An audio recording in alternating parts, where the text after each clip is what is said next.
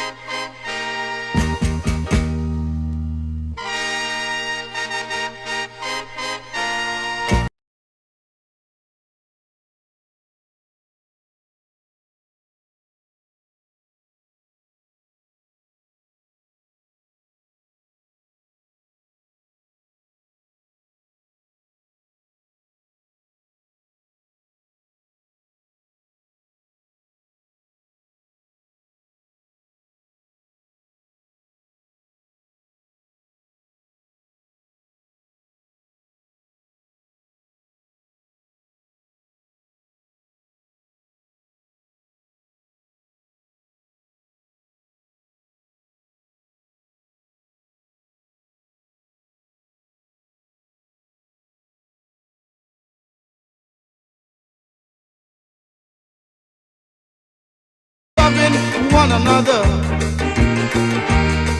Now I vote for it and she vote with it though. But to box me, sister will have to box me for sure. So when I might set out to destroy labor, which one of them go touch me, sister? Is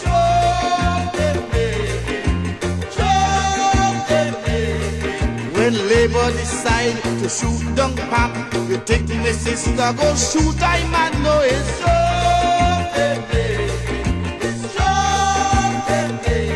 it is time that we understand that there's a time for labor and a time for harm. The country is sinking, it needs rebuilding. We have to start uniting and stop fighting, or it's job we making.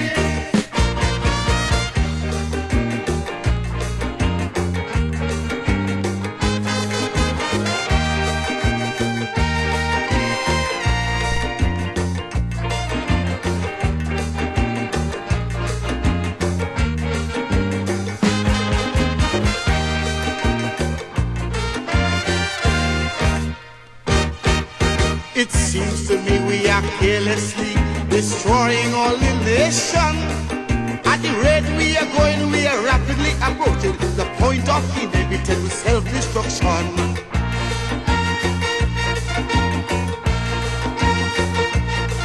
I would like to rest me hand on that crazy louse who's stupid enough to burn down the courthouse. Such a tragical loss is affecting everybody. Yes, gone is the evidence of part of our history. Yet some people say it is their desire to see the whole of my country on fire. It's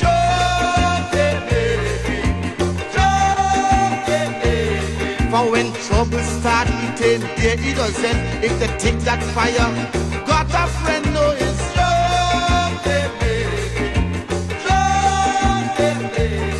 our selfishness, our lust, and our greed make we blind to what we have.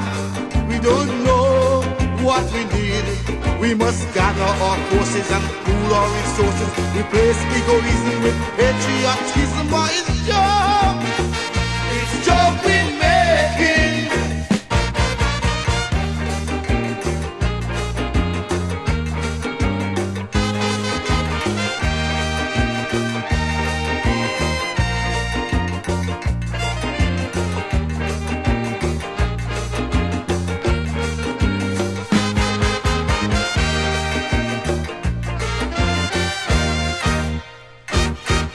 They say we are docile people and how we like plenty fun.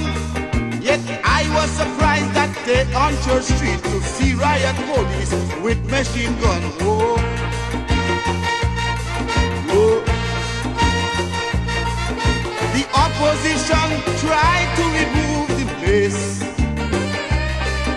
to throw the House of Assembly out of place. I want all you politicians listen to me. This divide and rule policy is no good for me. Tell them when they're preaching for secession, some family ties are much too strong, so it's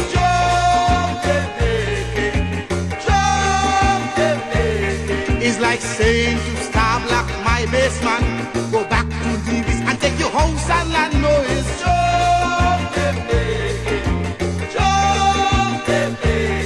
same kids and Nevis should live nice. We must live as one, not like cats and mice. We must end fragmentation, forget segregation, promote cooperation between these islands. Oh, it's job we making.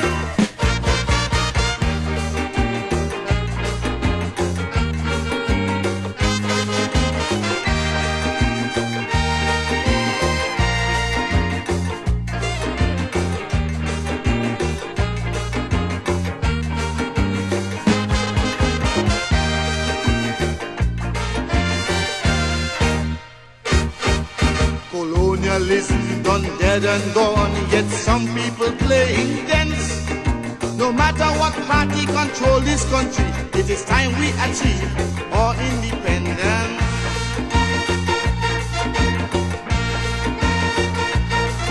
Our present system is telling us we can't prosper, so we have to prepare ourselves for a better future. For we can't get tomorrow's job with yesterday's skill. If we plan to survive, we got to produce the will. Imagine I carry a passport, my Great Britain, yet I need a visa to go to England. It's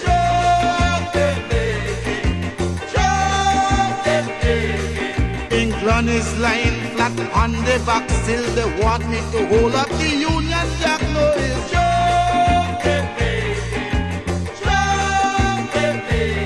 Britain say that we have to go.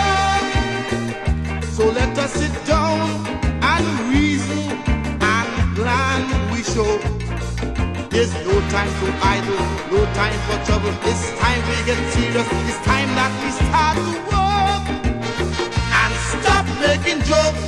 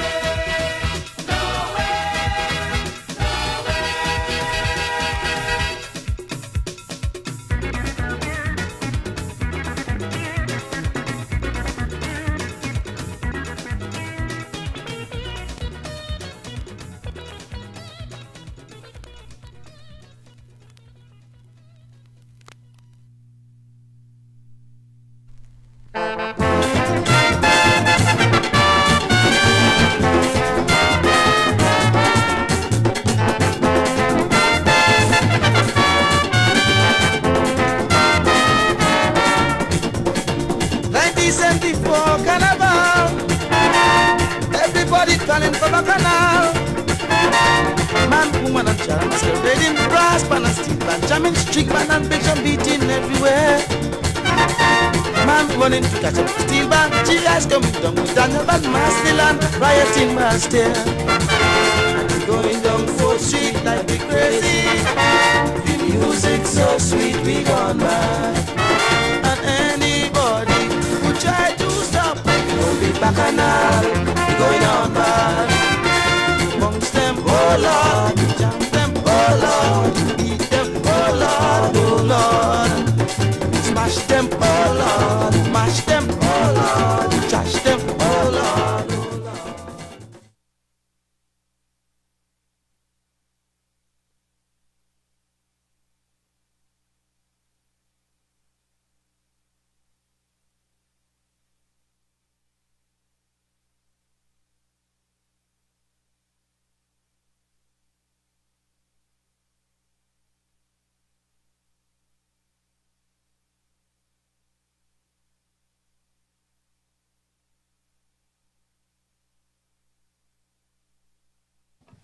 Good morning, everyone.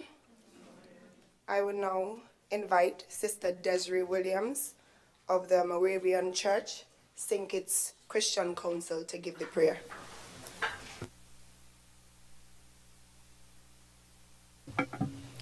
Good morning, everyone. Let us pray.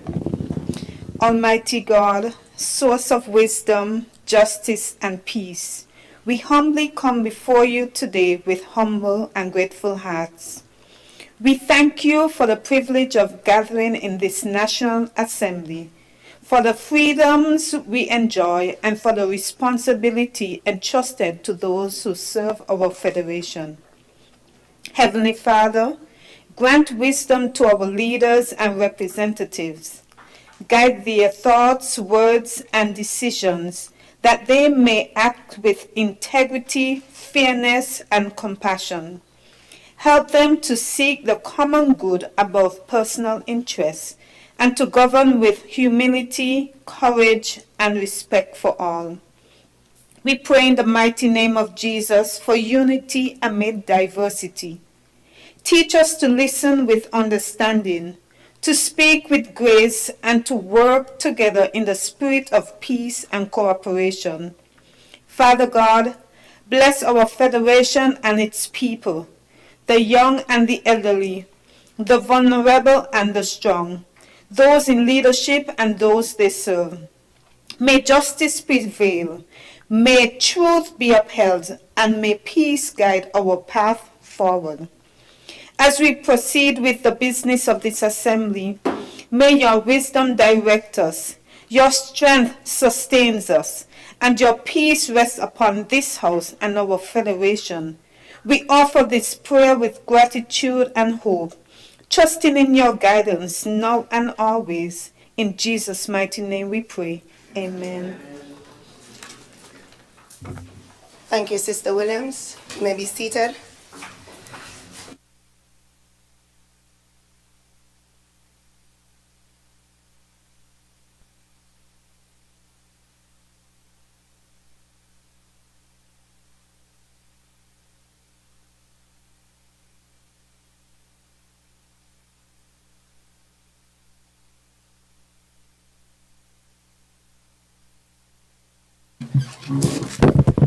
Confirmation of minutes. Minutes are deferred. Messages from the Governor General. There are no messages from the Governor General. Announcements by the Deputy Speaker. Few announcements. We have received notice of absence from the Honorable Member of Nevis 11. The Honorable Member for Nevis 10 will be late today. And also the Speaker will be absent from today's sitting. Those are the notices.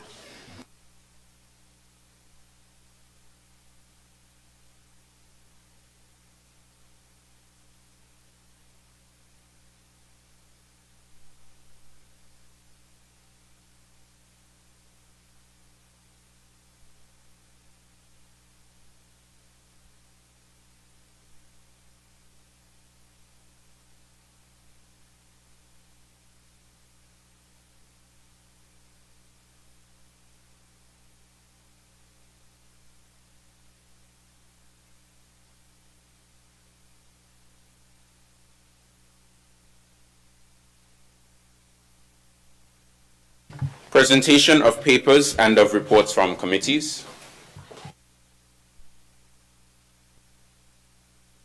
I recognize the Honourable Member for St. Christopher 3.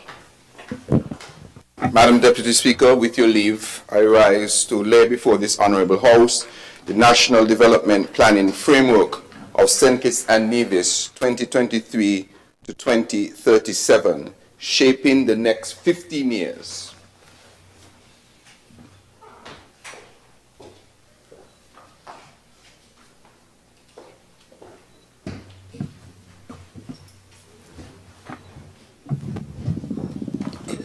I recognize Honourable Senator Iselin Philip. Madam Speaker, it's my pleasure to lay before this Honourable House the completed National Disability Policy for St. Kitts and Nevis, which is something the Ministry has been working on for a while, so bring it before this Honourable House today.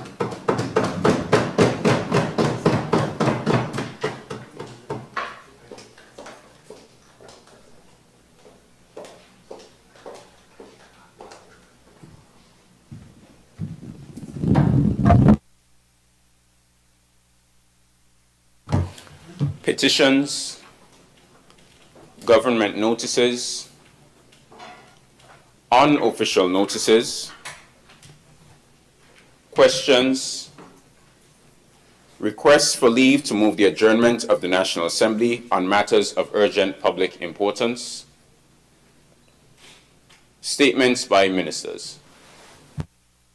I recognize the Honourable Member for St. Christopher 8. Madam Speaker, with your leave, I rise to quickly update this Honourable House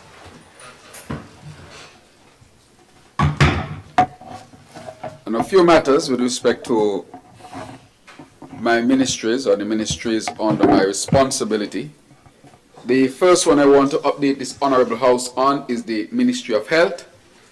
I want to say, Madam Speaker, I said some time ago, well over a few weeks, that the Cardin home will undergo significant renovation. The new strategy is that a team of skilled persons from His Majesty's prison will now be permanently responsible for the upkeep and renovation of Cardin home.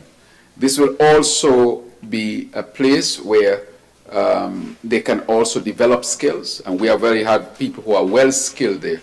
Never again, Madam Speaker, would we allow the Cardin home to go in the dilapidated state in which we met it. I can say that work has already started, and this policy or this new approach will ensure that the Cardin home is kept in good stead. We must ensure that those who need us most, that they are also well taken care of. Madam Speaker, we know that the Cardin home over the years has had very little investment. The decision has been made to improve the Cardin home and to invest heavily. I want to say that a committee has also been basically put together, and significant conversations have already been had with Ross School of the veterinary school, and they are also contributors to the upkeep and refurbishment of the Cardin home.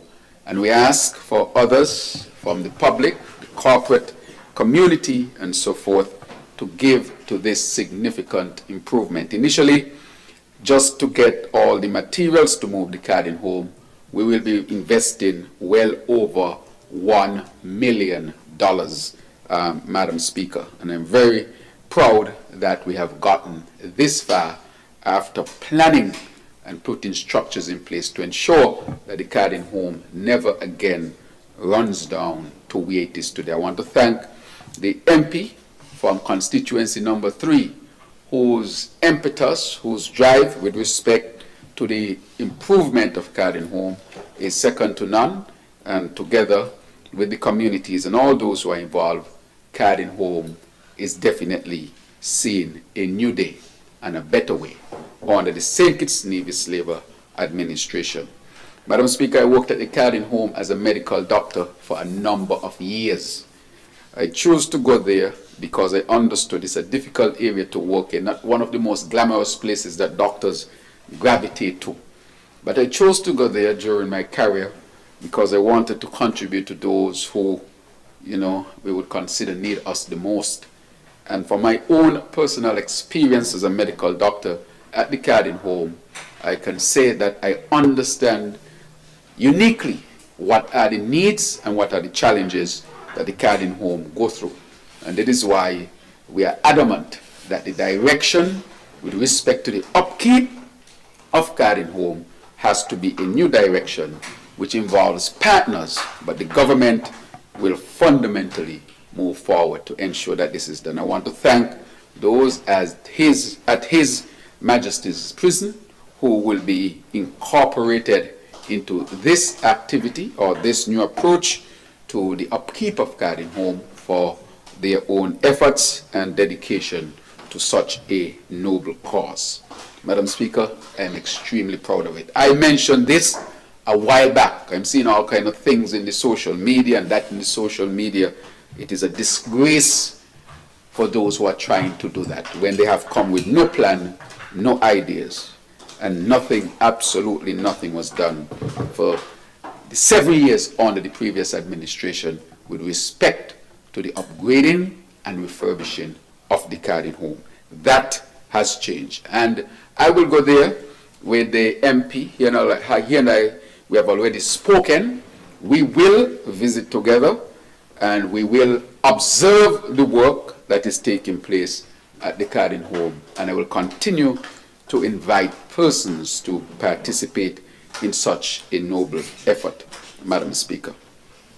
Madam Speaker, I also want to bring this Honorable House up to date with respect to the Bastia Health Center. The Bastia Health Center, again, was allowed to run down and be dilapidated. There have not been any major improvement to the Bastia Health Center. And the MP with responsibility for constituency number 2, a very strong advocate for improvement of the Bastia Health Center, I can say that we are very, very advanced at this time to see major refurbishment of the Bastia Health Center. And that will kick off very, very soon, Madam Speaker. And so that is a flagship health center and the necessary investments should be made. We'll upgrade also the IT system. We'll actually use the technology to advance our offerings at the Bastia Health Center. And so I want to thank the MP who has been advocating very strongly for major improvements and refurbishments of the Bastia Health Center, which under the former administration was left to run down as well, Madam Speaker. Madam Speaker, I wish that when I'm giving my statement that people respect the Honorable House as I give my minister's statement and kindly ask the member from number 7 to respect the rules of this House and not to interrupt at this particular time, Madam Speaker. I am the minister and I am speaking, and I expect that the member from number 7 would listen and respect the rules of this Honorable House. Respect here, Madam Speaker, is critically important because as leaders, the young people of this country look up to us. And if we don't show respect in this Honorable House, then that can reflect very badly in our society. So I ask the member from number 7 to please restrain himself and respect the rules of this Honorable House. Madam Speaker, I move on. With respect to the MRI, Madam Speaker, as I've said, this is a major policy by this administration.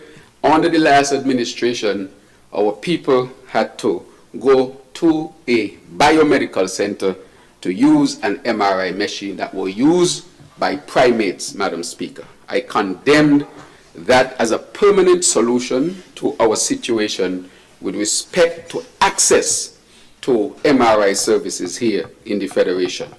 And so, Madam Speaker, that was promised by me as the leader of my party and by this government. And I want to say today that the MRI building is 95% complete. It will be among the most advanced MRI machines in this region, and we are almost there, Madam Speaker. And so I want to really thank the ministry, well, Public Works, and the minister is here. I want to thank my own ministry, Ministry of Health, who is leading on this, and to thank the company who we are actually consulting to get this MRI machine. Madam Speaker, this MRI machine is such that it can accept people of all sizes. It does not discriminate. As we know, the MRI machine at the Biomedical Center, aka Monkey Farm, cannot accommodate people of the larger size. And therefore, we were determined that people of the larger size must also have proper access to MRI services and must not be discriminated against because of their biotype or their physical structure, Madam Speaker. And therefore, this MRI would accommodate all persons of all sizes, Madam Speaker, so that they can have access to the best health care that they can have. So, Madam Speaker, I'm very, very proud that the MRI machine is on its way. Let me say, some people might think that there might have been a delay. It is not that there is a delay, but to really get a housing for a proper MRI machine, not the ones that are located in the containerized system that only can accommodate a certain size and do an image of a certain quality and a certain type. This housing is a sophisticated housing, Madam Speaker, for the MRI. Even I would say, the magnetic fields around the MRI building, they must be tested and be within a certain limit. You just cannot put a housing any way you want it. And the reason for that, it is because the MRI is really a big magnet spinning in a particular type of field to give images, Madam Speaker. Just to talk very, I would say, to some extent about the technology behind our MRI machines work. And so, Madam Speaker, we had to have had the consultants come in, check the building, check the thickness of the wall, check so many different intricate things that our people had never had any experience with in terms of building these type of very highly sophisticated type of structures to accommodate modern technology as part of our arsenal to deal with our health issues here in St. Kitts and Nevis. And so, Madam Speaker, we are winding down. We are 90+%, and I'm very proud of the MRI offerings that we will have at JNF. It gives our people real options. And the reason why it's important to be at the hospital, Madam Speaker, is if someone were to need, for example, an emergency or an urgent MRI, what if the person cannot travel by ambulance to the biomedical center? Madam Speaker, I want to say what part of the reason why this drove me in this way is that I'm a medical doctor. And when I see the offerings for our people, that our people had to be sharing an MRI machine with primates, I was very, very disappointed that that is the direction in which our country was heading. If you had an emergency, it's fine. Or if you have a stop-gap policy, it is fine. But year after year after year, you see people heading down there, and I thought that that could not have been the permanent solution for us and should not be, Madam Speaker. And so I'm happy of where we are heading at this particular time in improving our healthcare delivery, Madam Speaker. Madam Speaker, I also want to touch on another matter, the matter of the hospital. Madam Speaker, during the last administration, a big sign was in the hospital yard that said, "New hospital coming soon," Madam Deputy Speaker, sorry. And when I saw that, I said, okay, a new hospital is coming soon. But right after the elections of 2015, that sign was taken down. 2020. Right, that sign was taken down in 2020. That sign was taken down, Madam Speaker, and disappeared, Madam Speaker. And no significant upgrades to the Jean France Hospital were done. As a matter of fact, the roof was leaking terribly. You have to have had buckets, Madam Speaker. I work at the hospital. Anytime it's going to rain, you got to grab a bucket, Madam Speaker, because we used to have the buckets on the the nurses station or in the utility room, you see nurses and everybody rushing for the buckets to put in the middle of the floor because the hospital roof was leaking, Madam Speaker. And that was very demeaning as well, Madam Speaker. That you would have a hospital with such significant leaking and nothing of significance done to repair the roof at the JNF hospital at that particular time. Madam Speaker, since we have taken office under my ministry, we have upgraded significantly the JNF hospital to the point where people are asking if we really need a new hospital, Madam Speaker.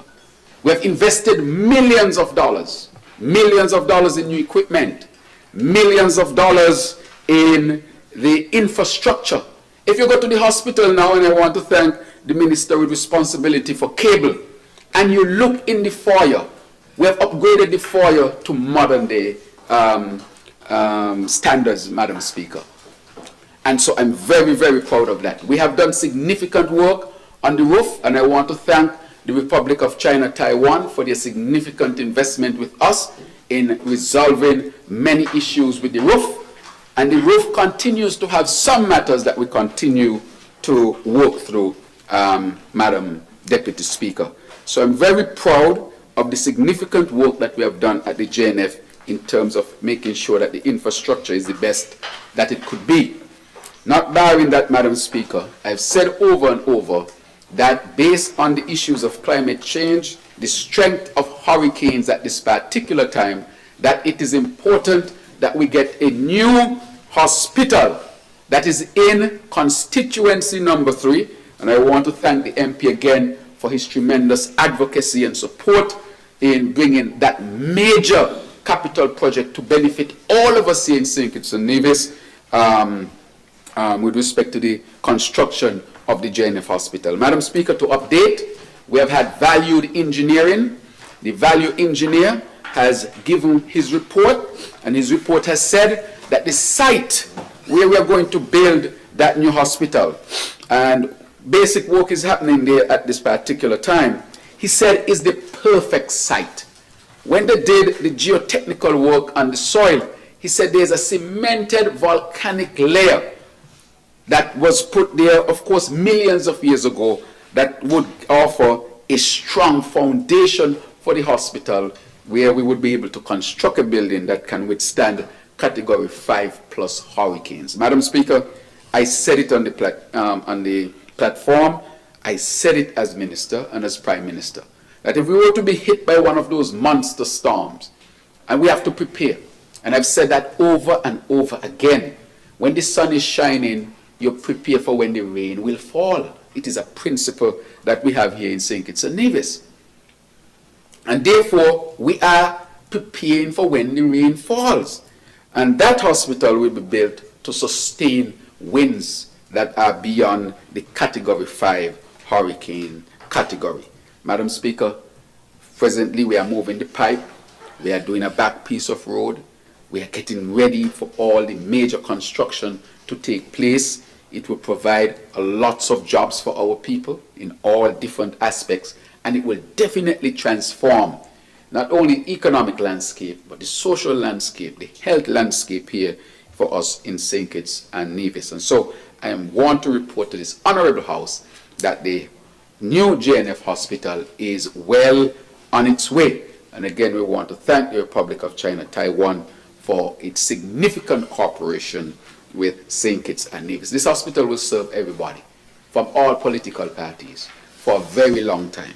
And if there is ever a need for divisions to come over, it's open to our division brothers and sisters as well, because they come over for some other types of services. And some of our people might go over there for some of the services as well. So that's the update from that. Madam Speaker, another major update from the Ministry of Health. For the first time in St. Kitts, we are going to introduce electronic health record system.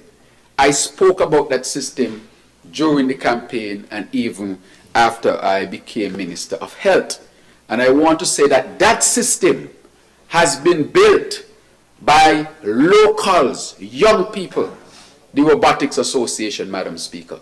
Madam Speaker, we brought in PAHO, the Pan-American Health Organization to evaluate the system. It took us about a year, and we wanted experts in electronic health record systems to evaluate. They evaluated, Madam Speaker, and what they discovered was that the Robotics Association had done an excellent, superb job that can match any system that they would have seen.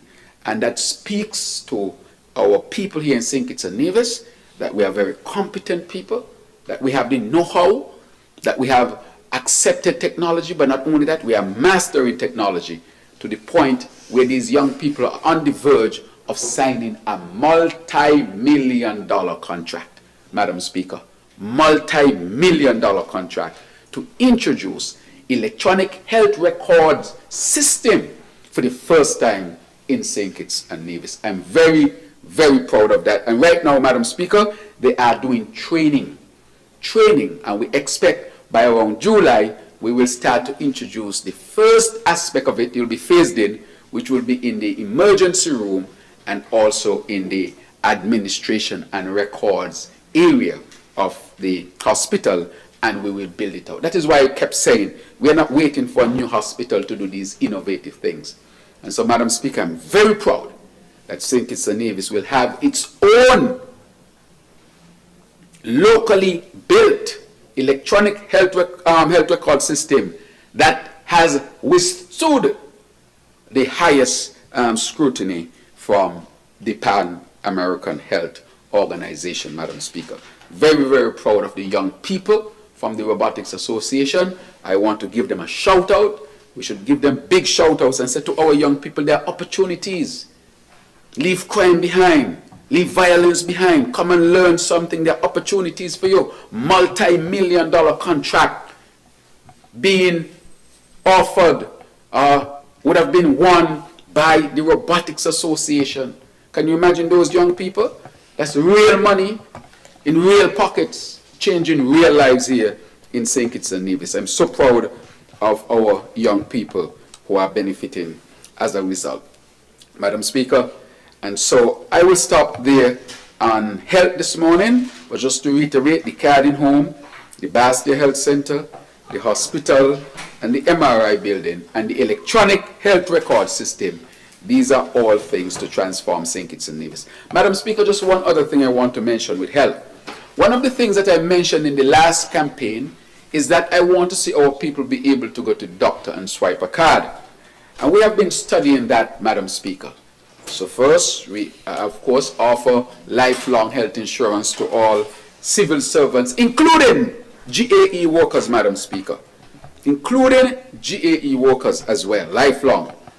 And we said, why is it when somebody who is on national health insurance go to the doctor, they have to pay everything and then claim back? And one of the mandates that was sent to national health insurance was to ensure that people can enter into the doctor's office with their card and swipe their card, Madam Speaker.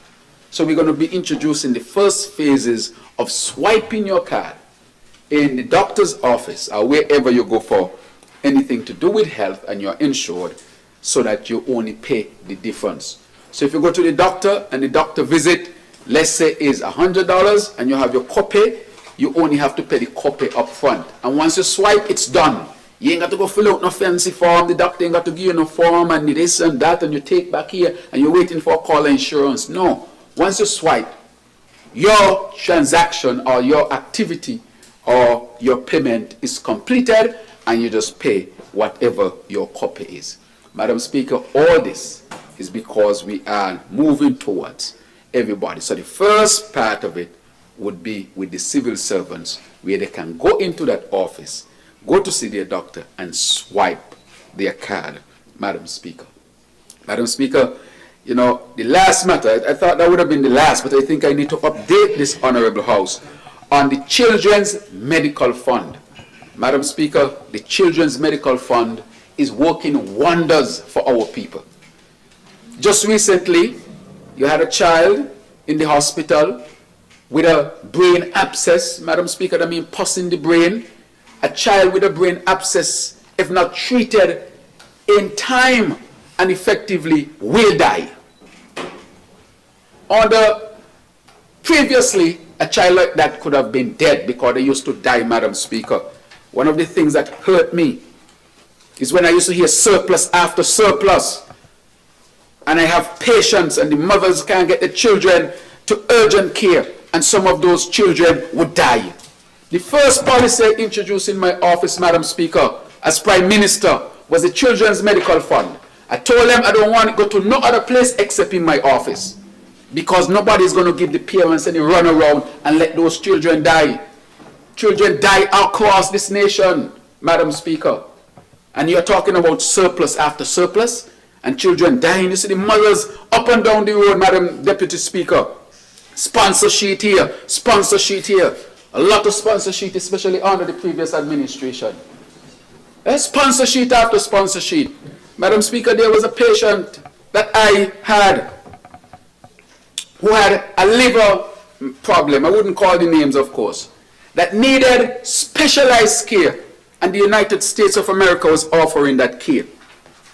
And I saw the mother with a sponsor sheet, and understanding the diagnosis, I said, what this sponsor sheet is going to do? The mother asking here, people trying their best. And I said to the mother, I pray to God, the elections will be on the 5th of August. And I said, if it is God's will, let the 5th of August come and pass, because on the 5th of August to the 6th of August, that child will be in the United States. It just so happened, Madam Speaker, and God knows best, that the child died, Madam Speaker. The child died here in St. Kitts and Nevis. We may not remember the child, but the mother remembers the child. The family remembers the child. The community may remember the child. But the pain that the mother has to carry, the father has to carry for the rest of their lives, especially when they thought that a few dollars out of the $4.2 billion from the SIDF could have helped, Madam Speaker. That is what is painful in here. And so that is the first policy I put in my office. Even people from Nevis have gotten help, because I did not discriminate against them. All the parents have to do is have a letter from the doctor to say that the child necessarily needs to go overseas to have life-saving medical intervention. That's all I want. And you know what, Madam Speaker, I usually call the parents myself, because nobody going to begin them to run around, oh, bring this paper here and bring that paper there, because I understand 24 hours with a child with an abscess, the child will be dead, Madam Speaker. And so we entered very quickly, partnered, and the child was able to travel. And I can say to the Madam Speaker that the child is back and the child is in excellent health as a result. Madam Speaker, I went to a town hall meeting and got a call again. A parent came to the listening tour to see me. Said, Prime Minister, something is happening to my child. I said, where is the child? The child is in the hospital. I called the father myself after he gave me my number. I called the U.S. Embassy as well. And I said, look, once we have a hospital to accept this child, you don't think about the money. The Children's Medical Fund will be there for that child. Madam Speaker, I can go to child after child. We have saved, of all the children who have come to us, we have saved over 80% of them as a result. And so I want to update this Honorable House that the Children's Medical Fund continues to save lives, and to say to the parents of this country that if you have a child who necessarily must go overseas in order to have medical intervention, if they give you run around, you come down to government headquarters with the doctor letter and say the Prime Minister say I must come. Now let nobody tie you up nowhere, but you must make sure, tell the doctor give the letter. All the doctors going to get a letter very quickly. And let me intervene personally so that nobody tie you up with bureaucracy. Once somebody tell you, oh, bring your pay slip this and your social security this, and if you pay your tax, all kind of things they put in the parents through. Nothing is wrong with that, for the right reason. But when it comes to a child with an emergency, Madam Speaker, an hour is important, extremely important. You can't afford to lose any time. And so those who are wondering why I put it in my office, is for that reason. To cut all the red tape and bureaucracy. One letter from a doctor who is registered here and licensed to practice in St. Kitts and Nevis, who sends that information through communication and then quick action is taken. So the mothers and fathers and families can sleep well tonight to know if something were to happen to your child, that you at least would have access to medical care and you would not have to bear the burden alone. Madam Speaker, I wanted to update on the Ministry of Health. On the Ministry of National Security, Madam Speaker, I want to really thank the security forces for all their hard work, because sometimes we like to bash the security forces, you know. But today I want to really highlight and thank them for their significant work. Those in the police, those in the military, and those who work in other areas of the security forces, I want to really highlight and thank them for their significant work. In this Honorable House, we have the Sergeant of Arms, we have, of course, other police officers here, and my own detail, and I really want to acknowledge the hard work in keeping St. Kitts and Nevis safe, and to ask our population to really join in really thanking them for their significant work. I think they deserve a round of applause. Thank you for your hard work and dedication to all of our personnel within the security forces in our federation. Madam Speaker, I think that I have updated on some critical matters, and I will therefore leave it there. May it please you, Madam Speaker.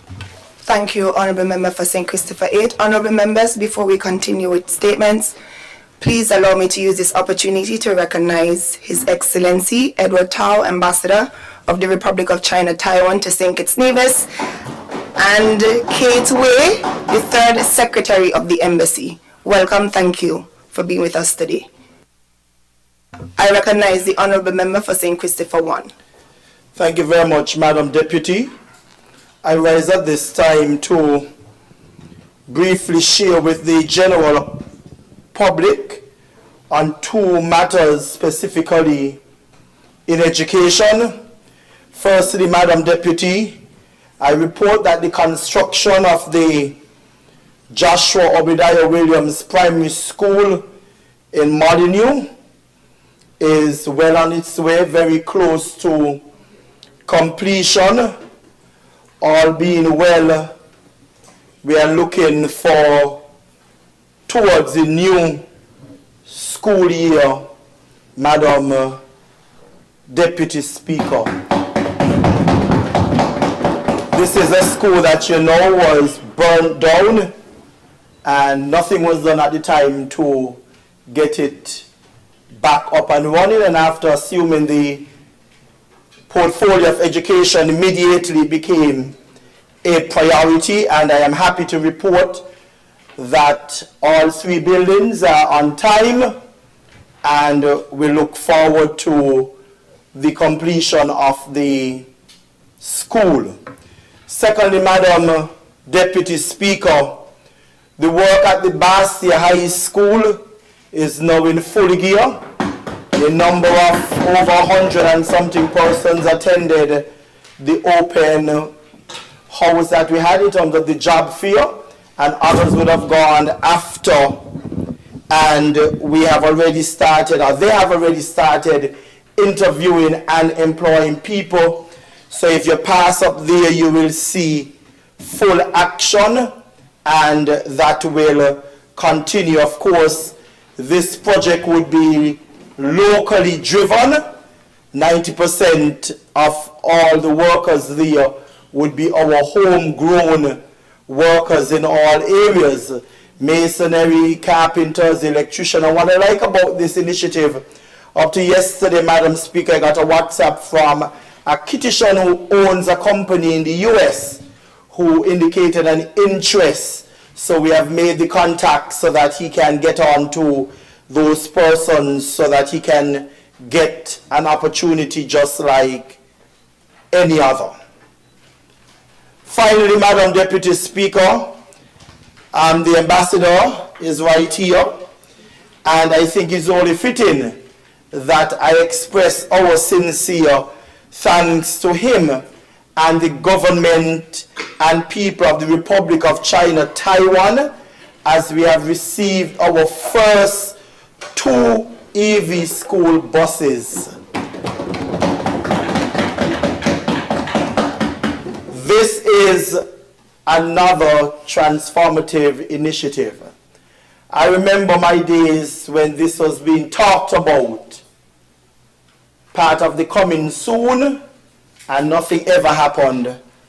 But because of God's grace and mercies, He has allowed us, and more so me, in the seat as the Minister of Education, to have made this dream a reality.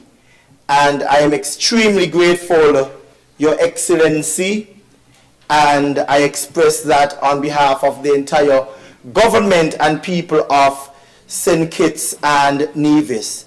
These buses, of course, Madam Deputy Speaker, will be serving our students and, of course, the community, the broader community, because, you know, everybody calls for the school buses whenever there is a camp, a banquet, whatever they're having, a visiting delegation.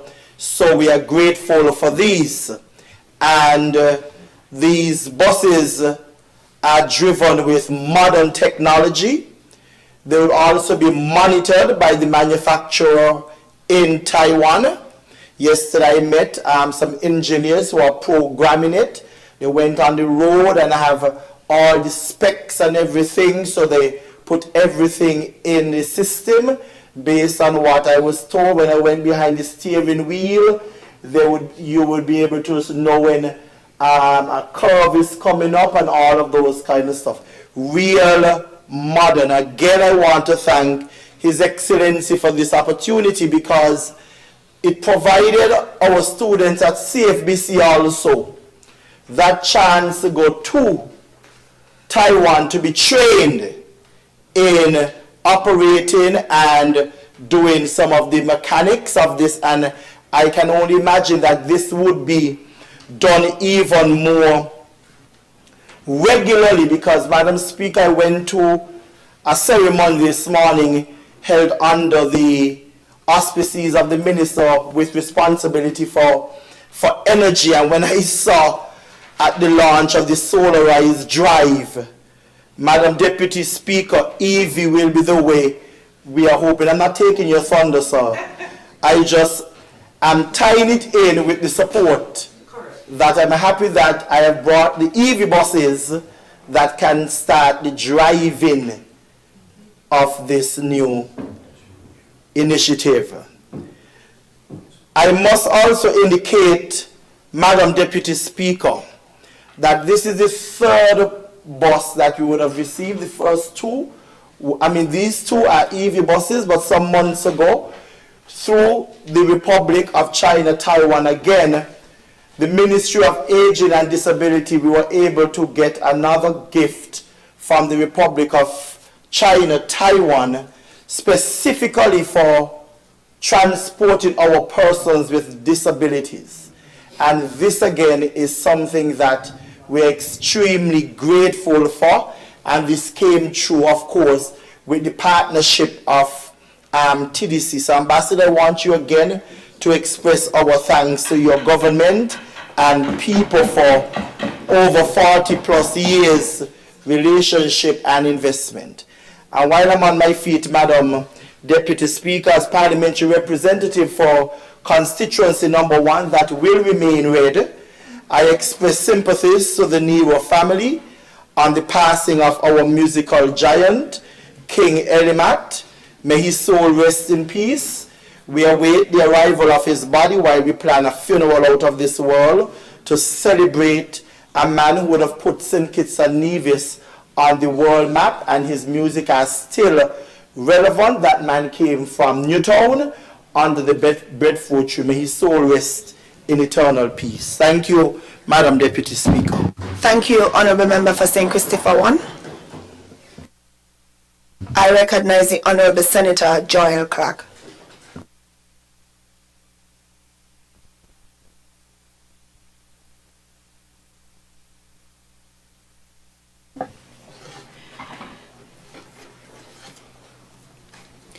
Greetings, Madam Deputy Speaker, I am very grateful for the opportunity to update this Honorable House on 4 matters from the Ministries of Sustainable Development, Environment, Climate Action and Constituency Empowerment. For the past 3 parliamentary sittings, including last year's budget address, the Ministry has provided relevant updates on the status of the agriculture sustainable development land transition, and I'm happy to again do so for the benefit of the general public. The Ministry of Sustainable Development remains committed to our ongoing efforts to relocate farmers occupying lands designated for residential and commercial purposes. For the past 4 years approximately, we have been pursuing this course of action with fair and balanced consideration for both agricultural productivity and our national physical planning objectives in alignment with our Sustainable Island State agenda. Our offices, in collaboration with the Ministry of Agriculture, have been working tirelessly to ensure that over 500 plus affected citizens who have purchased lands in the Cabbage Tree, Lemon Hill, and Racecourse areas can not only access their lawfully owned lands, but can move their building and banking processes forward without hindrance. To date, these efforts have generally been met with compliance, resulting in smooth and equitable transitions. The Ministry, along with my presentations here in Parliament, have been on the national radio, local radio stations. We have visited farmers, conducted technical meetings, been on the various talk shows, and we are engaging as much as possible to ensure persons are well aware of our intentions. However, after resolving, so the transitions have generally been smooth. However, we are still resolving the persistent challenges from 2 farmers in the Keon and Lodge area, affecting over 400 plus landowners and potential owners in this area who are patiently awaiting access to their allocated lots.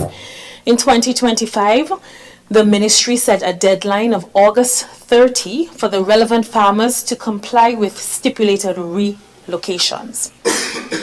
That deadline was subsequently extended to well after the 2025 Christmas period to allow farmers the opportunity to harvest their crops. Unfortunately, in 2026, present day, we are still being met with non-compliance and legal action against the Ministry, which resulted in an injunction hearing that was denied by the court, which then set a deadline of April 17, 2026 for removal, a date which has also passed without compliance. I wish to underscore that the Ministries of Sustainable Development and Agriculture have made every effort to ensure that these transitions are equitable and take all realities and needs into consideration. Landowners, prospective landowners, farmers, crops, and the value of their crops and their livelihoods. To this end, we assembled a joint technical working group of both the Ministry of Sustainable Development and Agriculture. We consult regularly and conduct our field assessments to ensure that there is equity and fairness. We coordinate and capture the full scope of the situation so that our decisions and courses of actions are fully informed and relevant and do not cause harm to anyone's life, or undue harm rather, livelihood or at large, a critical sector of our nation's economy, food security and nutrition security, and our Sustainable Island State agenda, agriculture. We have been very accommodating.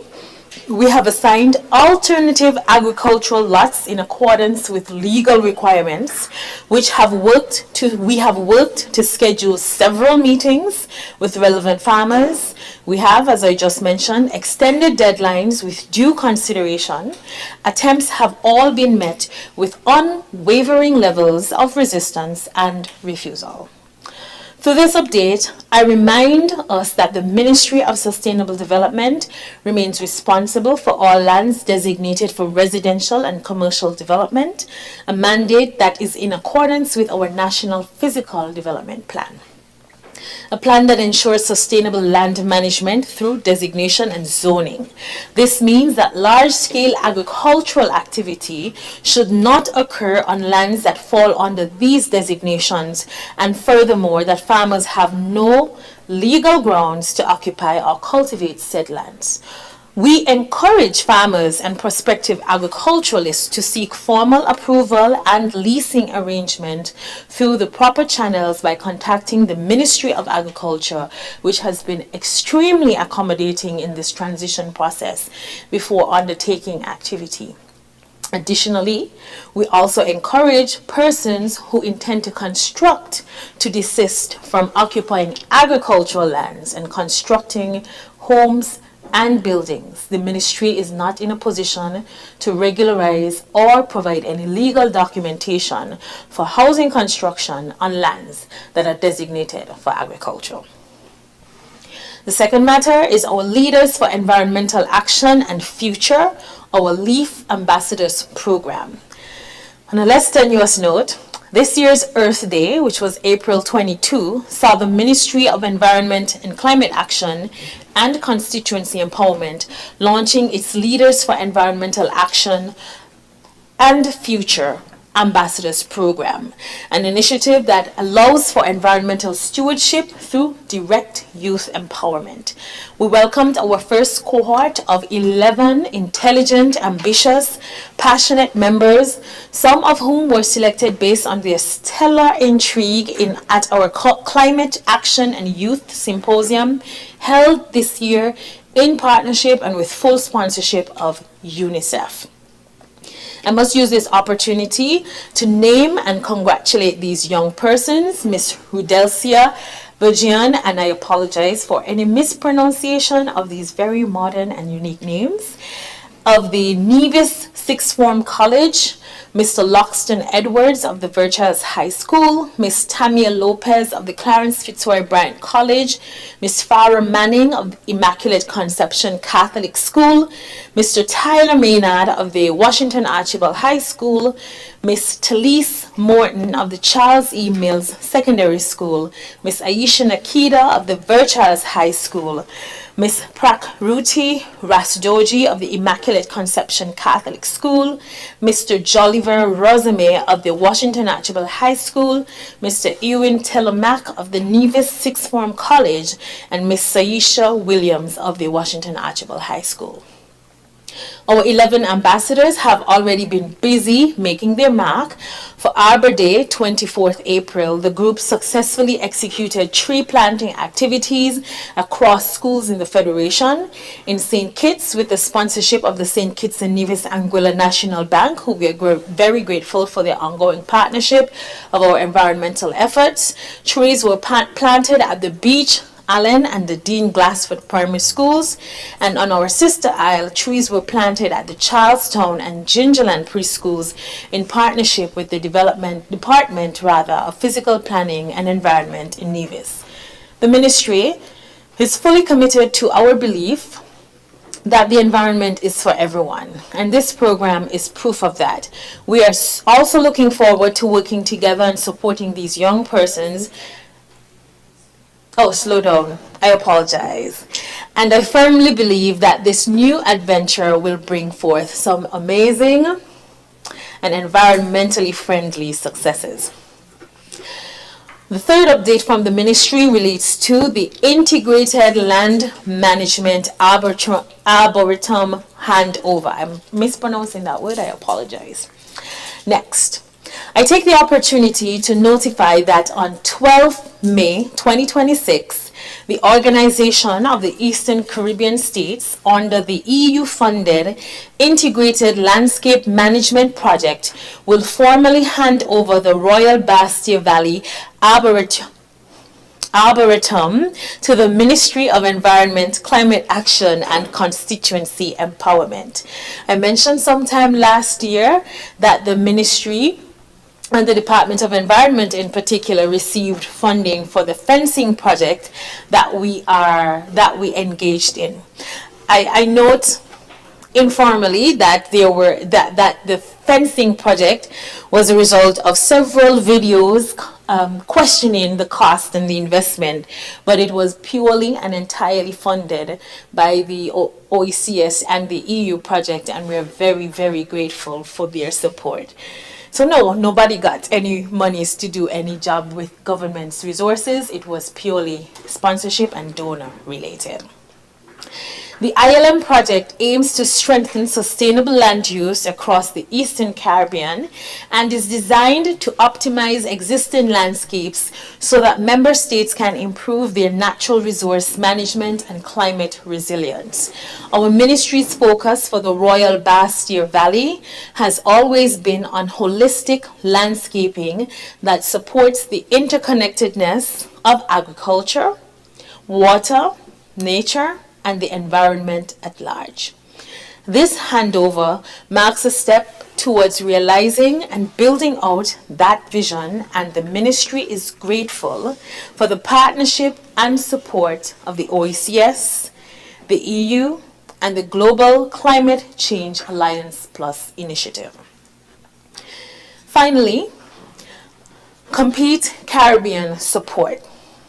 Speaking of partnership, the government of St. Kitts and Nevis, through the Ministry of Environment, Climate Action, and Constituency Empowerment, and our special advisors for our Sustainable Island State Initiative agenda, were very successful and have recently secured US $200,000 in grant financing from the Inter-American Development Bank through the Complete Caribbean program. These resources, these monies, will be directed towards the full operationalization of the National Conservation and Environmental Management Act, NCEMA, which we debated and passed successfully last year in this Honorable House. Because of NCEMA, we have modernized and can modernize the way our federation is able to treat, interact with, and carry out environmental management, protection, and conservation. This grant will allow us to more decisively and move decisively from legislation, from written words to actual material delivery. We will now be better able to equip our institutions and ensure the enforcement of NCEMA through key elements such as the establishment of our National Environmental Council, targeted capacity building and hands-on support for micro, small, and medium enterprises, and the integration of institutional and private sector reforms in alignment with international climate action and environmental obligations. Before I close, I must say that the ministry, and I must thank the Ministry of Environment, the department, and all our partners, including our Sustainable Island State advisors, who have been working around the clock to ensure we are able to resource outside of government's revenue the advancement of our environmental agenda. It is not cheap to push environmental initiatives. I've often said the environment isn't the I'm still struggling for the adjective to replace my favorite adjective, but I won't use it, but we know what I'm speaking about. But our mission was in 2022 to ensure that everyone understood that the environment was for everyone and that we needed to do all that we can to protect, to conserve, and ensure it's as it is for generations to come. I believe that these items show that not only are the Ministries of Sustainable Development and Environment, Climate Action, Constituency Empowerment, Parks and Beaches, and Solid Waste Management Corporation working, but we're bringing home the rewards of that work, whether the work is here in St. Kitts and Nevis, in the region, or abroad. And we're putting it towards the betterment of our country, all while ensuring that we empower, uplift our capable and our eager young people. Thank you so much, Madam Deputy Speaker. Thank you, Honorable Senator Clark. I recognize the Honorable Member for St. Christopher. 3.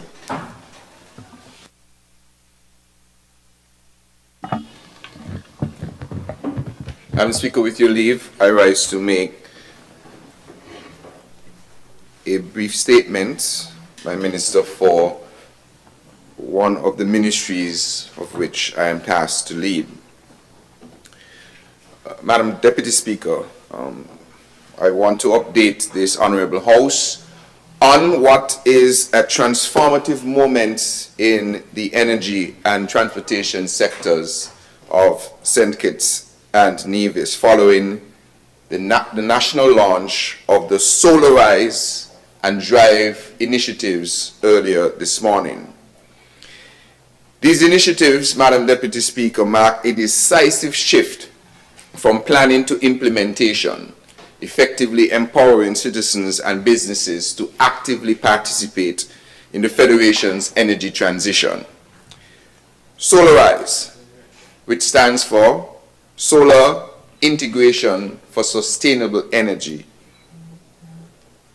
For the first time, it establishes a structured and regulated framework for rooftop solar integration, enabling households and enterprises to generate electricity, connect to the grid, and receive compensation for the excess energy exported. This is supported by a net billing arrangement where energy that you produce and self-use offsets your average SKNIS tariff of average 68 cents or thereabout per kilowatt hour, and you are credited 11 cents per kilowatt hour for any excess you place onto the grid. If you enhance your system with batteries, your extra energy produced also then offsets your SKNIS average tariff of 68 cents per kilowatt hour. What does that really mean? If you set up a solar system on your house, the energy that you use, obviously you do not have to pay SKNIS for that. So it is as if you're getting the same tariff that SKNIS is offering you back for the energy that you produce. If your system produces extra energy at the same time, then SKNIS purchases that from you at 11 cents per kilowatt hour and adds it as a credit to your bill. So depending on how your system is set up, you can end up with a credit at the end of the day. Well, we are particularly encouraging persons to get batteries as well, because by getting batteries, you can offset your bill by even more, meaning the extra energy you produce, instead of selling it to SKNIS for 11 cents per kilowatt hour, save it and use it when the sun is down, so that you are effectively you're effectively receiving 68 kilowatt hours, 68 cents per kilowatt hour for the energy that you have saved, because you now don't have to pay that to SKNIS.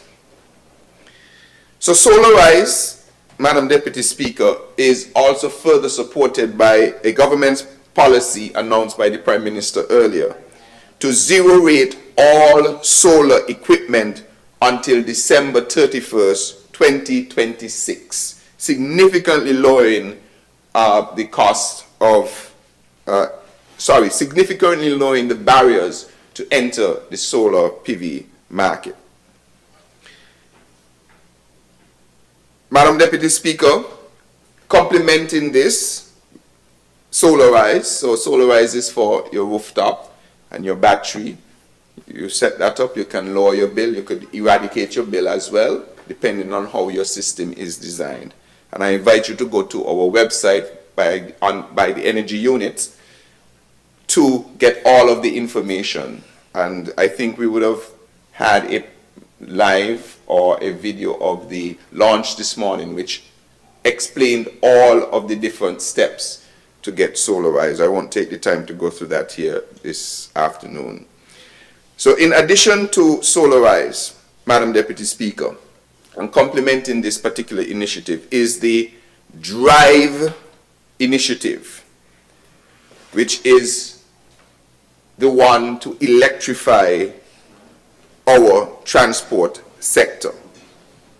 And the definition for drive is let me make sure I have this one right. DRIVE stands for decarbonization. I want to get it right. I remember solarize properly, right? The Decarbonized Roadway Initiative for Vehicle Electrification, but much better to just remember DRIVE. The Decarbonized Roadway Initiative for Vehicle Electrification. And this DRIVE initiative, Madam Deputy Speaker, advances the electrification of transportation through what is a comprehensive policy framework and a bold fiscal measure. This morning, we were pleased to announce that the import duty on fully electric vehicles under 4 years of age will be reduced from 45% to just 10%, effective May 1st, 2026. So those who are interested in going EV, this is your moment. Duty reduced from 45% to 10% for fully electric vehicles. So this positions electric mobility now as a practical and accessible option for our citizens. Remember, Madam Deputy Speaker, the St. Kitts Island Main Road is only about 32 miles long. In Nevis, it's what, 20? About 20. So if you live on the island of Nevis and you buy an EV, and your EV, when fully charged, can drive for 280 miles, which is the average distance an EV can drive before it needs recharging. You can go around Nevis 14 times before you need to charge your battery. So if you are going home every night, like you're supposed to be doing, Madam Deputy Speaker, members of this Honorable House, so you can plug in, you will have no need to ever run out of battery. Only if you're on some other kind of mission and you reach home, then you might be in problems if we don't have no charging station. But all of us are well behaved and reaching home. So you can have your own plug, your own infrastructure, and plug up your car when you reach home. Further, to fill up an EV, for instance, while it is costing you maybe $150 or $200 to fill up your tank of gas right now, especially with the global conflicts that are going on that is increasing the cost of gasoline and diesel, the cost to fill up an EV is technically below $50. So in my case, I have an EV. Obviously, it doesn't go to zero, but it costs me less than $50 to fill up an EV vehicle compared to a gas vehicle that is 3 or 4 times more to fill up.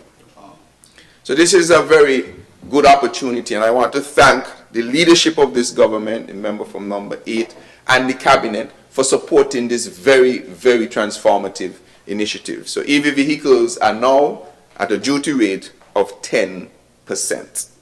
So, Madam Speaker, these initiatives are being advanced within the broader context of the unprecedented progress in our national energy transformation. That is, for instance, in the context of the successful launch of the 50 megawatt solar PV and 30.5 megawatt hour battery energy storage system projected by the St. Kitts, this energy storage project that is being done by the St. Kitts electricity company, SKNIS. This really signals a major step toward energy security and sustainability. Further, the response from the international market has been extraordinary. Of course, we went through a very detailed process, 1-year due diligence process, doing everything from grid impact, techno-economic impact, all the impacts you could think of, market sounding and designing of what would be an optimal size of system. And because we went through that very thorough process, the international community has shown tremendous confidence in our process. And I'm pleased to report that a total of over 105 bidders from around the world have registered their interest in the project. And a further 80 have already executed NDAs to proceed to the next stage. Notably, Madam Deputy Speaker, all credible, bona fide solar developers of any significance who have delivered successful projects in this region have entered the process, underscoring global confidence in the Federation's renewable energy agenda. Now, at the same time, while we're doing solar, we have always long maintained that we will conduct a thorough energy mix toward our energy security. So at the same time, we are also pleased of the announcement of the signing of the contract with Iceland Drilling to advance geothermal drilling on the island of Nevis, bringing us closer to unlocking a reliable, indigenous, baseload renewable energy source. Madam Deputy Speaker, we are now past the days of the former administration where the Nevis representatives were pushing for geothermal and their colleagues in the very same cabinet were blocking them behind the scenes. Yep. How we know this? When we met with our regional and international partners on coming into the administration, they asked us point blank, how serious were we about geothermal? Because the previous administration, under the previous administration, they were placed in the uncomfortable position to hear one story from the Nevis Island administration representatives and another story from the federal government. And that is why it's fortunate that the St. Kitts Nevis Labour Party administration, led by the member from constituency number 8, secured the mandate of the people to lead this government. And now the federal government's position is clear. We support the development of the geothermal resource on the island of Nevis for the benefit of the people of the Federation. And so, Madam Deputy Speaker, these developments reflect a coherent and deliberate strategy under the government's CISA agenda, focused on sustainability, inclusiveness, security, and advancement. That also spells out CISA, by the way. Together, they position St. Kitts and Nevis not merely to respond to global energy challenges, but to lead within the Caribbean region. The transition now underway is not solely a function of government action. It is a national effort. Citizens, businesses, and institutions are all invited to participate by investing in solar, adopting electric vehicles, and contributing to modern, resilient, and diversified energy economy. Madam Speaker, Madam Deputy Speaker, we are not simply launching initiatives here. We are building a new energy future for St. Kitts and Nevis. May it please you, Madam Deputy Speaker. Thank you, Honourable Member for St. Christopher 3. Next item on the order. Personal explanations. Motions relating to the business of the National Assembly and moved by a minister. Introduction of bills and first reading. Madam Deputy Speaker, I recognize the Honourable Member for St. Christopher 8. with your leave, I rise to lay before this Honourable House and have read for the first time a bill shortly entitled Banking Amendment Bill 2026. May it please you, Madam Deputy Speaker. Seconder, I recognize the Honourable Member for St. Christopher 3. Madam Deputy Speaker, I rise to second the motion.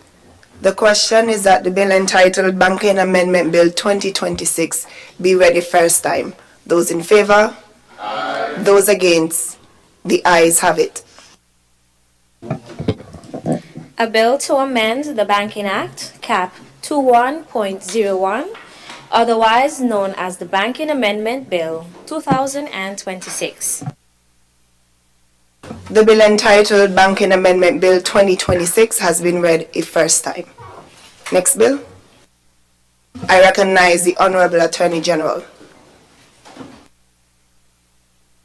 May it please you, Madam Speaker, with your leave, I beg to have read for the first time in this Honorable House a bill shortly titled Evidence Amendment Bill 2026. Seconder. I recognize the Honorable Member for St. Christopher 1. I rise to second that, Madam Deputy. Thank you. The question is that the bill entitled Evidence Amendment Bill 2026 be read a first time. Those in favor? Aye. Those against? The ayes have it. A bill to amend the Evidence Act, Cap 3.12, to modernize the law relating to DNA evidence, to provide for scientifically recognized statistical interpretation of DNA results, to provide for court-ordered taking of bodily samples and surrogate DNA sampling, to strengthen the consequences of refusal to provide samples, to validate prior reliance on scientifically recognized DNA evaluative measures, and for related or incidental matters, otherwise known as the Evidence Amendment Bill 2026. The bill entitled Evidence Amendment Bill 2026 has been read a first time. Next item. Motions, resolutions. I recognize the Honorable Member for St. Christopher 8.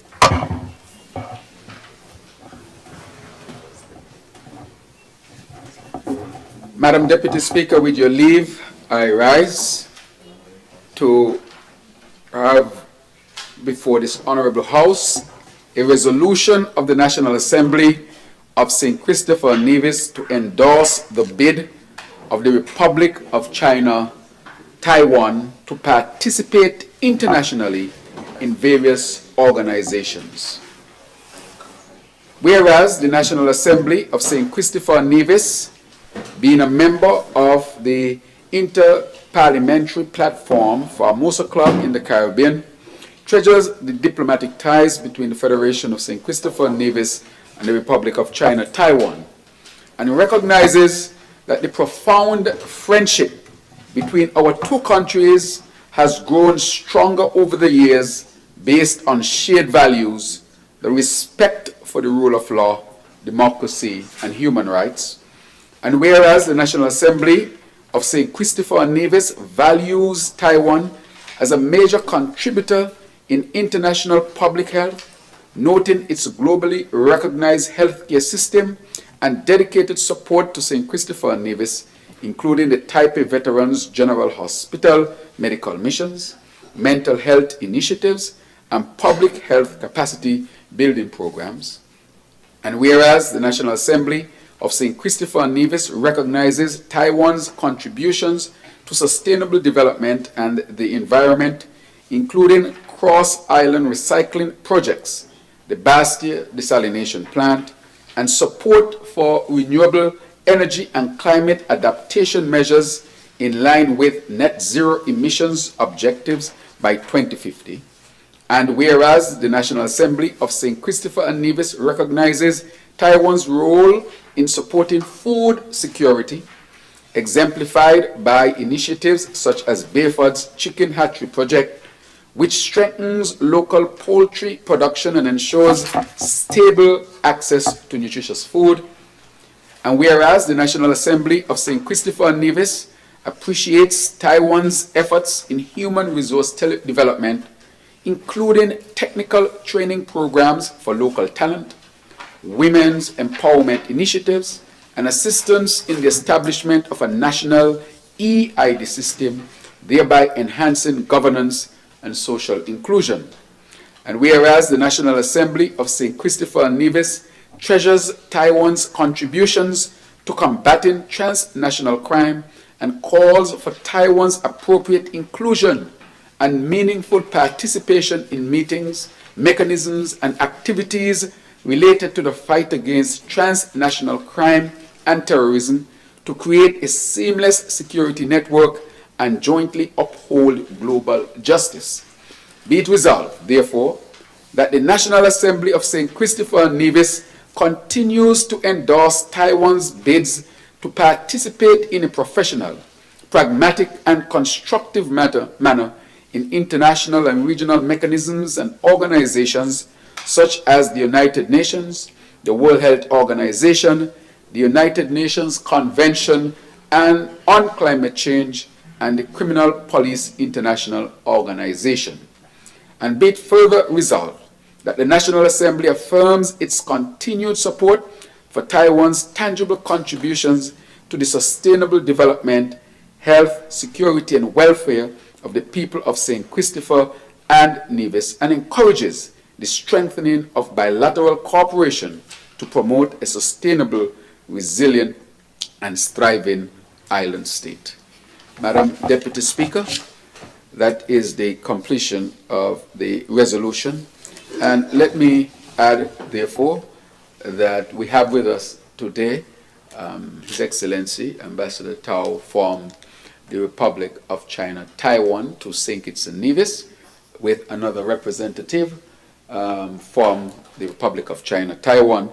And we really want to express our very strong commitment to our relationship with the Republic of China, Taiwan. As is seen, the Republic of China, Taiwan is a valued, I would say, collaborator with respect to us being both islands and working towards goals of enhancing and advancing our people, dealing with issues of economic development, people-to-people contact, climate change matters. So we share a lot of things in common, and we value this collaboration. So I want to say to the people and government of the Republic of China, Taiwan, that they definitely have a strong friend in the Federation of St. Kitts and Nevis. May it please you, Madam Deputy Speaker. Thank you, Honourable Member for St. Christopher 8. I recognize the Honourable Member for St. Christopher 3. Madam Speaker, I rise to second the motion to have the resolution of the National Assembly of St. Christopher and Nevis to endorse the bid of the Republic of China on Taiwan to participate internationally in various organizations. Madam Deputy Speaker, I rise in full support of this resolution, which reaffirms the principled and enduring friendship between the Federation of St. Christopher and Nevis and the Republic of China on Taiwan. For us, this is not just about making a diplomatic gesture. It is a recognition of partnership grounded in shared values of democracy, respect for the rule of law, and human dignity. Taiwan has indeed proven itself to be a steadfast and practical ally in public health. Its contributions from medical missions to capacity building initiatives have directly strengthened our national systems and improved the lives of our people. In sustainable development, Taiwan has partnered with us in advancing renewable energy. We recently had the implementation arrangement for the Green Energy Transition Demonstration Project. Also in water security, they partnered with us with the historic launching of the 2 million gallon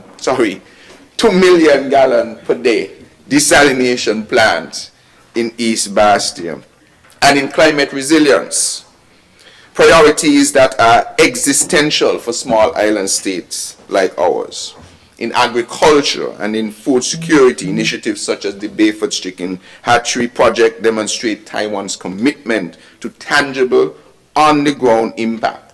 In human development, its investments in training, in digital governance and social inclusion, continue to empower our citizens and modernize our institutions. The Honorable Prime Minister, member for number 8, would have mentioned things like the EID. Madam Deputy Speaker, Taiwan is not only a friend to St. Kitts and Nevis, it is a responsible global partner. And that is why we support this resolution of the National Assembly of St. Christopher and Nevis to endorse their participation in internationally in the various organizations. This resolution sends a clear and united message that meaningful participation must be based on contribution, capability, and commitment.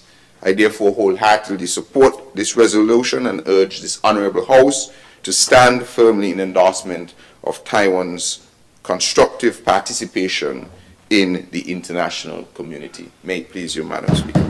Thank you, Honourable Member for St. Christopher 3. I recognize the Honourable Member for Nevis 9. Madam Deputy Speaker, thank you very much for the opportunity. I know it's not necessary for me to rise because, of course, the ayes have it. But I have sat here specifically for this moment because I wanted to lend my voice as a leader of His Majesty's opposition, forgive me, to this particular resolution, and to say in the presence of the government and obviously members of the opposition who were hitherto present, who are no longer here, but also in the presence of our dear friend, the Ambassador, Republic of China, Taiwan, that there is unanimous support of Taiwan in this National Assembly. This resolution is timely, and I would wish to associate myself wholeheartedly with it. I believe that the people of Taiwan have demonstrated over the years, Madam Deputy Speaker, that they are a democratic country, lovers of peace and progress, and that all that they've asked is to be allowed to exist peacefully and to make their contribution to the world. In terms of making their contribution, I think if we were to start to list the contributions that Taiwan has made to the development of St. Kitts and Nevis, we'll be here all day. And since we don't want to be here all day, I'll just simply say thank you to Taiwan. I recognize, of course, that the Honorable Prime Minister and the good member for St. Christopher 3 have referred to Taiwan as a friend of St. Kitts and Nevis. I want to say Taiwan has not just been a friend, Taiwan has been our best friend.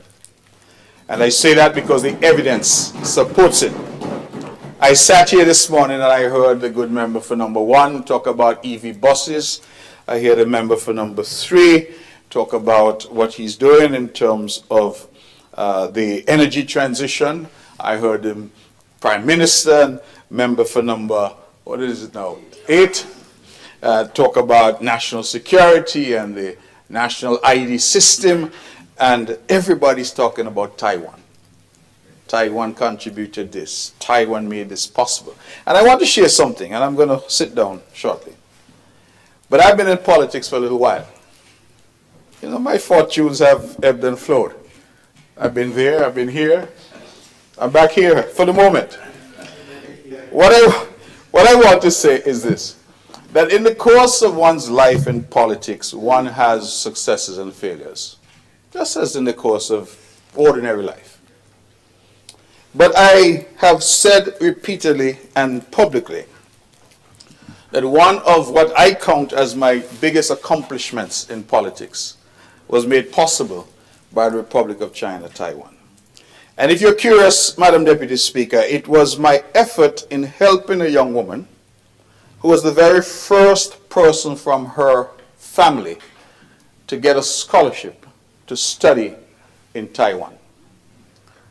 And many, many years later, because I've been in this thing for a little while, so many, many years later, I happened to be driving in Charlestown in Nevis, and I saw this woman walking down the street of Charlestown.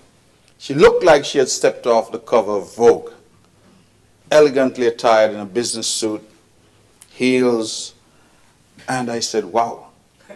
And when I got closer, I recognized that this was this young woman that years prior I had helped to get a scholarship to study in Taiwan. And I reflected, had it not been for the relationship with Taiwan and the opportunity extended to this young woman from a family who could never have afforded to send her to university, she may not have arrived at where she then was. And since then, I believe she has progressed even further. And I count that as one of my greatest accomplishments, because I felt that through my effort in leveraging the partnership with Taiwan, we had been able to help this particular young woman become the first person in her entire family to graduate from university. That has always stayed with me, because I see the empowerment and the assistance to people as the essence of why we are here. If we're not doing that, then what is the purpose of us being in this house and being in politics? And I thank Taiwan. Ambassador, please convey to your government and people my warm appreciation, because you've helped me to see one of my greatest accomplishments through that young lady who was educated in Taiwan. And I will add that when some years ago, the then foreign minister from Taiwan, my dear friend Joseph Wu, when he visited, we had a reception at Montpellier in Nevis, and the young lady came out and she said something to him in Mandarin, and they started to talk in Mandarin. Now, I don't know what they were saying, but she said something to the foreign minister responded, and they had a conversation. And I thought to myself, wow, imagine this young lady from a poor family in Nevis was able to travel to Taiwan, not only get an education, but come back also being able to speak Mandarin. That is the power of diplomacy. That is the power of our relationships. And I could not sit and allow this resolution to go through without lending my voice. And so, Madam Deputy Speaker, thank you for the opportunity. I wholeheartedly, from these cold, hard benches in the opposition, support this resolution to allow Taiwan simply to play its part in the world. That's all Taiwan is asking. Allow Taiwan to play its part in the world. And that is what I am very proud and privileged to support as well. Thank you. Thank you, Honourable Member for Nevis 9. The question is that the resolution... Sorry, I recognize the Honourable Member for St. Christopher 6. I have very little to say because all has been said. But I do give my full support to this resolution. Thank you, Honourable Member for St. Christopher 6. The question is that the resolution of the National Assembly of St. Christopher and Nevis to endorse the bid of the Republic of China Taiwan to participate internationally in various organizations be adopted. Those in favor? Aye. Those against? The ayes have it. The resolution of the National Assembly of St. Christopher and Nevis to endorse the bid of the Republic of China Taiwan to participate internationally in various organizations has been adopted.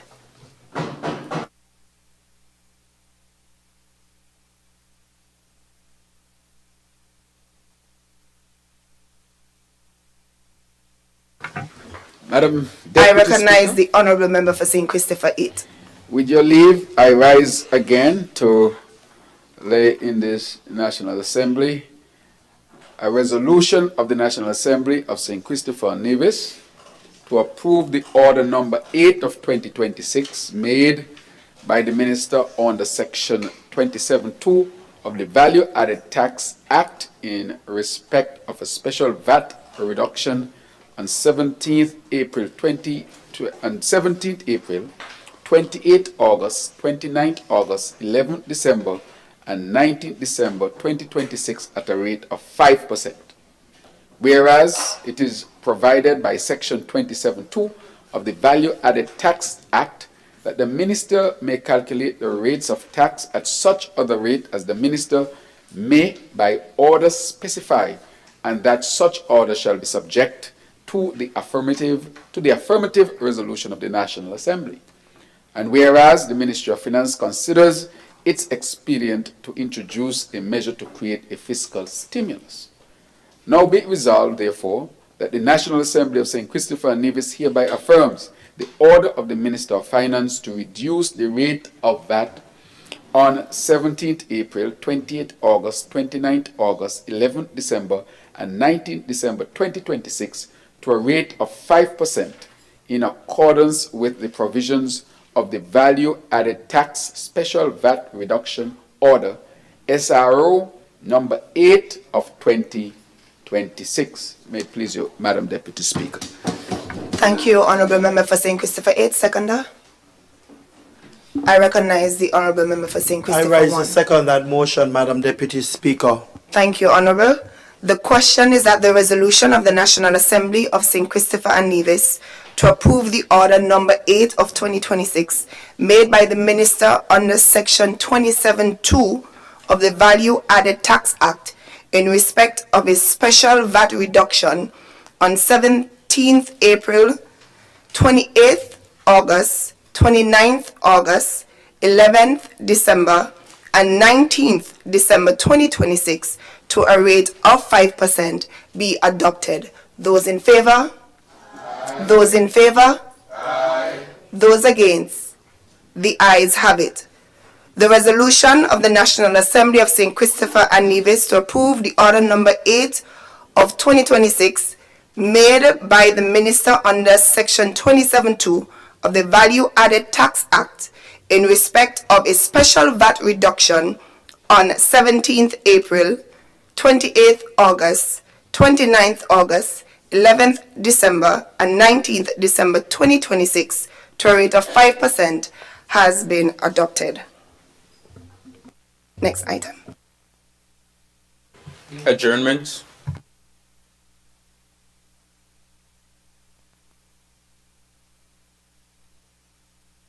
Yes.